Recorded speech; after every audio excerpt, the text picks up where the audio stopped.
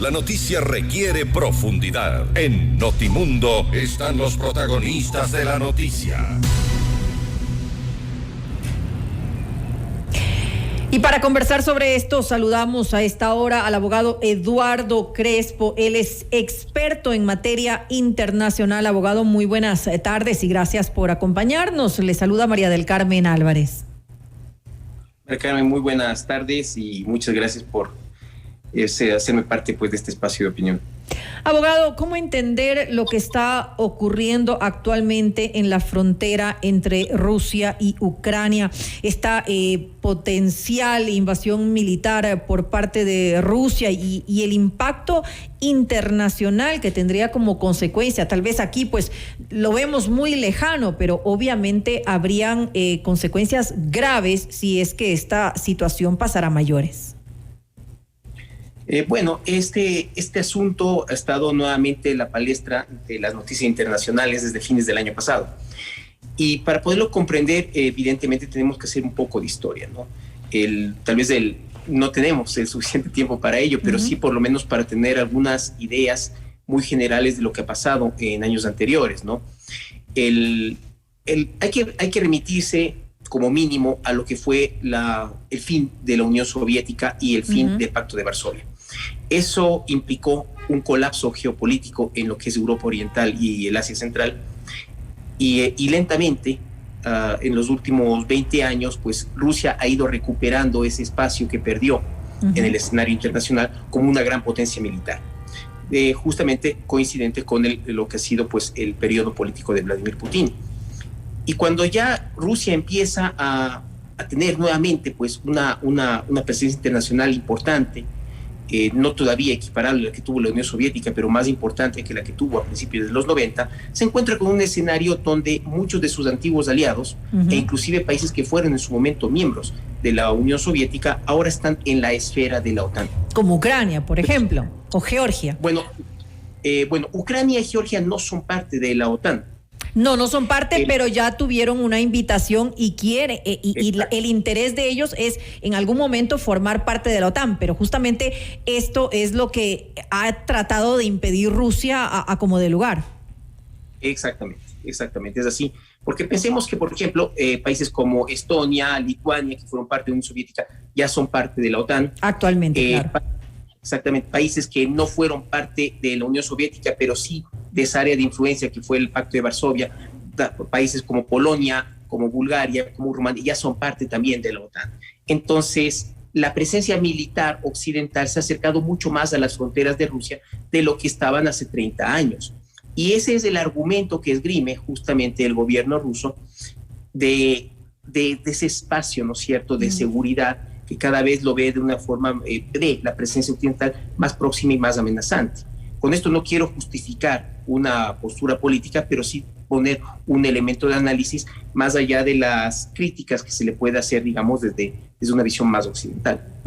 Es decir, según su consideración, este sería el único interés que tendría Rusia sobre Ucrania, porque también podemos recordar ciertas circunstancias que se han venido dando en los últimos tiempos. Una de esas es, por ejemplo, que Rusia ha participado activamente en un conflicto interno que existe en Ucrania, este conflicto que le ha costado la vida a muchísimos soldados, combatientes, porque hay ahí un problema entre rebeldes y justamente los militares de Ucrania, y Rusia ha formado parte activa de este conflicto. Bueno, en ese caso también tenemos que nosotros pensar que Ucrania, como un estado independiente, tuvo una vida muy efímera entre 1917 y 1920 en el contexto del colapso del Imperio Ruso y la Revolución Rusa que deriva en la creación de la Unión Soviética, y luego de ello tenemos que ya remitirnos al año 91 y el fin de la Unión Soviética. Entonces, Ucrania, como una realidad estatal, es relativamente nueva. Sí, tiene un pasado medieval, la Rus de Kiev, pero no quiero retrotraerme tanto en este momento, pero es muy importante tomar en cuenta que la población, más o menos el 30% de la población ucraniana, se siente identificada con Rusia. Son población que habla ruso, culturalmente se sienten rusos, y esa población está especialmente ubicada en lo que es la región oriental de Ucrania y también en una franja estrecha que fue conocida a partir del siglo XVIII como la Nueva Rusia, que va sobre Crimea hasta llegar a lo que es Moldavia, ¿no? Una pequeña línea donde también tenemos un paísito del que no se habla mucho, que solo es reconocido por Rusia, llamado Transnistria.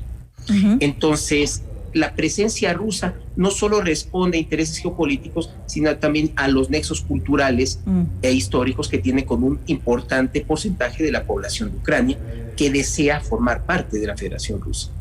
Ahora, ¿cuál sería el papel de la OTAN, abogado, en este conflicto? ¿Por qué interviene de forma activa en lo que está ocurriendo entre ambos países al momento? Bueno, en el caso de la OTAN ha tenido un crecimiento sostenido desde el colapso de la Unión Soviética. Ha duplicado básicamente su número de miembros. Y la mayoría de estos miembros han sido países de Europa Oriental que estuvieron antes bajo la esfera soviética. Entonces, se ha creado, si se quiere ver desde el punto de vista de la OTAN, una suerte de cinturón de seguridad para frenar un potencial expansionismo ruso, que es el escenario en el que ya nos encontramos ahora. Rusia también tiene, por supuesto, sus propios intereses geopolíticos que chocan con esa presencia de la OTAN. Tiene una organización llamada la OTSC, lidera, quiero decir, una institución llamada la Organización del Tratado de Seguridad Colectiva, donde se encuentran algunos países que también fueron parte previamente de la Unión Soviética, el caso de Kazajistán, Kirguistán, Tayikistán y, por supuesto, también Bielorrusia. Entonces, debido a la pérdida de su presencia en estos estados que alguna vez fueron parte de la Unión Soviética en el este de Europa, el único que le queda de forma estable es Bielorrusia. El dictador bielorruso depende por completo del apoyo ruso y, por supuesto, una línea roja se planta en Ucrania, porque no hay que olvidarnos que hasta antes de lo que fue el Euromaidan, el presidente en ese entonces, el 2013 en Ucrania, Yanukovych, era prorruso y se percibía desde Moscú como un aliado muy parecido a lo que es el gobierno de Bielorrusia. Y de esa manera esos dos estados funcionaban como satélites de Rusia y servían para contener el expansionismo de la OTAN. La pérdida de un gobierno prorruso en Ucrania pues se transforma en un problema de seguridad muy relevante para Rusia. Pero solamente una parte, digamos, de Occidente se ha pronunciado en forma más categórica de que puede ocurrir un conflicto armado entre ambos países. Estamos hablando de Estados Unidos y de Reino Unido. Ellos ya han mandado pues armas también, incluso. Pero en cambio en la Unión Europea no vemos que se estén poniendo de acuerdo en tener una posición clara. Es decir, ¿hasta qué punto podrían entonces intervenir si no todos están de acuerdo? Bueno, lo que pasa es que tenemos que tomar en cuenta, esto es un poco un galimatías, ¿no? Porque por un lado tenemos lo que son los compromisos dentro de la OTAN, compromisos que se han visto muy deteriorados en los últimos años entre Estados Unidos y sus socios europeos. Yo no olvido la última cumbre de la OTAN del periodo de Trump, donde se quejaba de que nadie cumple con las cuotas que les correspondía, los porcentajes mínimos que les correspondía para aportar a la Alianza Atlántica y que Estados Unidos básicamente la sostenía, ¿no? Sin el apoyo financiero completo de sus socios europeos. Eso por un lado. Por otro, tenemos que la Unión Europea, donde no tiene pues una presencia de los Estados Unidos, también tiene una política exterior y una política de seguridad propia, que no necesariamente va de la mano de la OTAN, ¿no? Ahí podemos ver, por ejemplo, las declaraciones del encargado de esto en la Unión Europea, que es Josep Borrell. Y tenemos también los intereses de los países en cuanto a estados individuales e independientes. Y es aquí donde tendríamos que topar también el asunto de la dependencia energética respecto a Rusia. El gas ruso es fundamental en una Europa que está tratando de estructurar esto de la transición energética hacia energías limpias. Y tenemos países, por ejemplo, como Alemania, donde apenas está funcionando, y si no me falla la memoria, a fines de este año va a ser clausurada una última central nuclear. Entonces, la dependencia de combustibles, como es el caso del gas, hace que ese enfrentamiento con Rusia también tenga un costo que podría ser muy alto para la población y para la industria alemanas, ¿no? Es decir, aquí entran los intereses de cada uno de los países y cómo pueden verse afectados si es que intervienen de una u otra forma. Así es. Tenemos gasoductos muy importantes que cruzan por territorio ucraniano, pero es un gas que proviene de Rusia, ¿no? De hecho, Rusia pues ha utilizado esto como un mecanismo para asfixiar económicamente al gobierno ucraniano. El arma de cerrar la llave del gasoducto también lo utilizó recientemente el presidente de Bielorrusia en su último incidente con la Unión Europea por la cuestión de los refugiados de la frontera polaco-lituana. Y finalmente también tenemos un proyecto que está digamos, pues en este momento está digamos, pues en stand-by, por decirlo de alguna forma, que es el Nord Stream 2, que llevaría gas ruso a través de la ruta del Báltico hacia el norte de Alemania. Entonces, los intereses económicos aquí también juegan mucho, y especialmente de países como Alemania, donde en su búsqueda de energías limpias han dejado de lado, por ejemplo, la producción de energía nuclear, haciéndoles aún más dependientes justamente de Rusia. Que es lo que usted decía hace un momento. Ahora, ¿usted considera que como se están dando las cosas, esto podría llevar a una guerra, o tal vez la mayor presión pueden ser las sanciones económicas?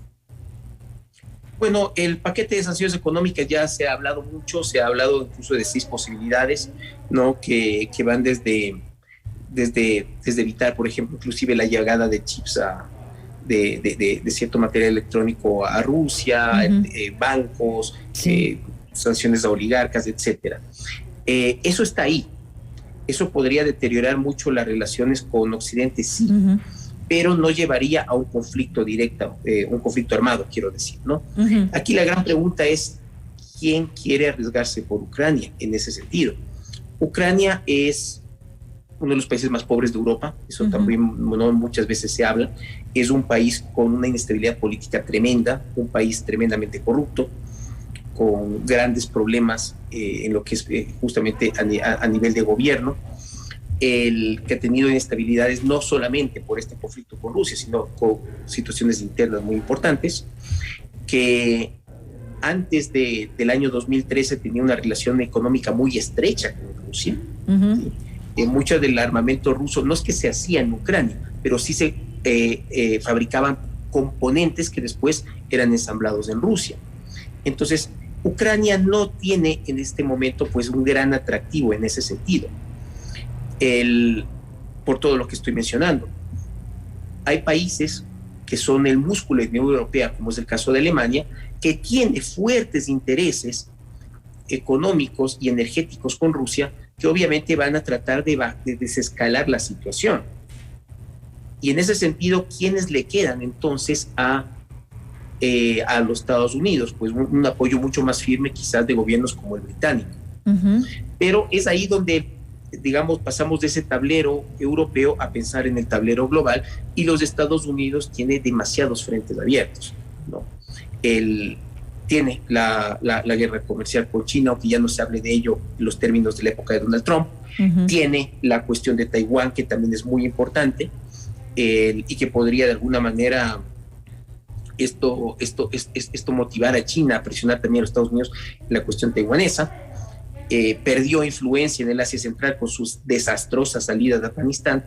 Entonces, tal vez establecer un mecanismo de diálogo que de alguna manera excluya la posibilidad de que Ucrania entre en la OTAN y permitir la autodeterminación de la población prorrusa en el Donbass, podría evitar un conflicto, de alguna manera satisfacer a las necesidades rusas y permitir que los Estados Unidos también concentren sus energías en otros escenarios calientes que tiene el mundo. ¿Cuáles son entonces los intereses que tiene Estados Unidos? Usted hace un momento hablaba y describía qué es Ucrania, qué representa, es un país pobre, no habría mayor interés en Ucrania como tal. ¿Cuáles son esos intereses que mueven entonces a Estados Unidos para estar involucrado en este conflicto que ya de por sí a Rusia le está pasando factura, porque ya está viendo su economía debilitada, su moneda pues está perdiendo valor, se está devaluando, y también las bolsas se están hundiendo con toda esta situación?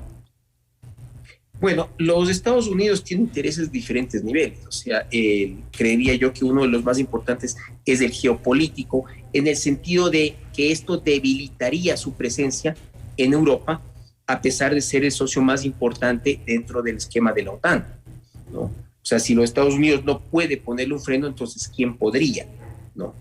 Esto de alguna manera fortalecería la política de defensa propia de la Unión Europea en detrimento de las iniciativas que se tenga a través de la OTAN. Hace un momento se mencionó al Reino Unido. En efecto, el Reino Unido tampoco ya es parte de la Unión Europea. Así es.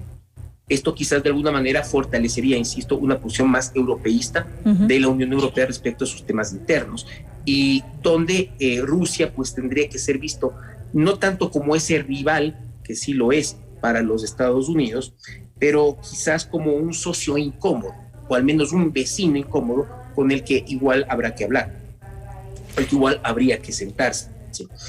Recordemos que desde la época de Donald Trump, un poco antes, de hecho, en las elecciones que llevaron a Donald Trump a la presidencia, se hablaba de la injerencia rusa. Así es. En las elecciones, sí, claro, el espionaje ruso. Entonces, más allá de lo que podamos definir, si es que estas digamos, acusaciones son o no son fundadas, lo cierto es que desde los Estados Unidos sí se percibe a Rusia como un rival cada vez más peligroso, y no precisamente como alguien con quien se pueda estar en una mesa de negociación. Ya tuvimos el escenario de Georgia hace unos años. Estamos en esta cuestión de Ucrania, y los Estados Unidos ha sido reiterativo, tal vez de una forma poco estratégica, en favorecer el ingreso a la OTAN tanto de Ucrania como de Georgia. Ahora ya para... Continúe, para que termine su idea. Está bien.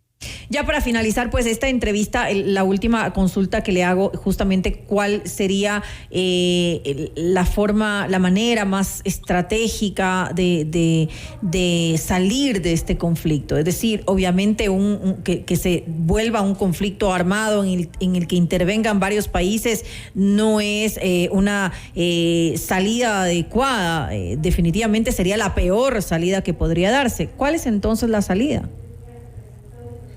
Bueno, yo creo que lo primero que tendría que hacer los Estados Unidos es oír a sus socios europeos, porque son ellos los que tienen de vecino a Rusia, son ellos los que tendrían que encarar de forma más directa cualquier conflagración, son ellos los que tendrían que perder en el momento en que Rusia decida de dejar. No nos olvidemos que estamos en pleno invierno europeo, ¿no?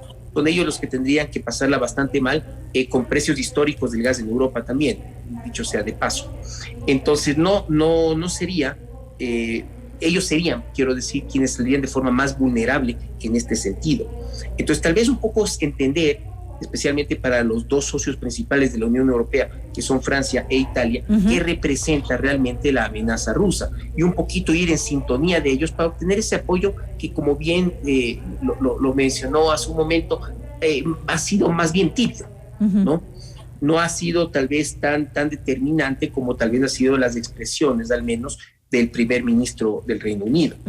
Entonces, tener una posición un poco más articulada, no tanto pensando solo en sus intereses, sino en sus socios europeos, y también de paso, pues, fortalecer esa relación que ha sido tan tensa en los últimos años en el seno de la OTAN. Una cumbre internacional se hace necesaria en este caso, entonces, para poder tratar este tema y definirlo. Bueno, ya existe un mecanismo de negociación que se estableció justamente a partir de la crisis del 2013-2014, y tal vez potenciarlo, ¿no? Tal vez potenciarlo, porque ahí ha habido acusaciones tanto de Ucrania como de Rusia de no cumplimiento de ciertas, digamos, garantías, y también de alguna manera entender que más allá de quien esté, digamos, dirigiendo a Rusia desde el Kremlin, para Rusia es, como a nivel de Estado, es una cuestión estratégica de su seguridad el impedir el ingreso de Ucrania dentro de la Unión Europea, y de alguna manera obtener garantías digamos, pues de autodeterminación para la población prorrusa en el Donbass. Región que, dicho sea de paso, ya lleva casi 10 años fuera digamos, del control del gobierno central ucraniano en Kiev. Así es, bueno, con eso nos quedamos. Muchas gracias, abogado, por su análisis sobre esta situación que pues afectaría a nivel internacional, no solamente a Ucrania y Rusia, sino, como usted bien lo dice, también a otros países que se encuentran cercanos, que se verían pues afectados por este tipo de situación. Esperemos que no pase a mayores, que se logre llegar a acuerdos, que se active ese mecanismo que ya existe, como usted lo ha comentado, y pues que no pasemos pues a una guerra en estos momentos. Y le quiero agradecer al abogado Eduardo Crespo, él es experto internacional, pues por habernos acompañado en este espacio informativo. Abogado. Muchas gracias, María Carmen. A usted, que tenga una muy buena noche.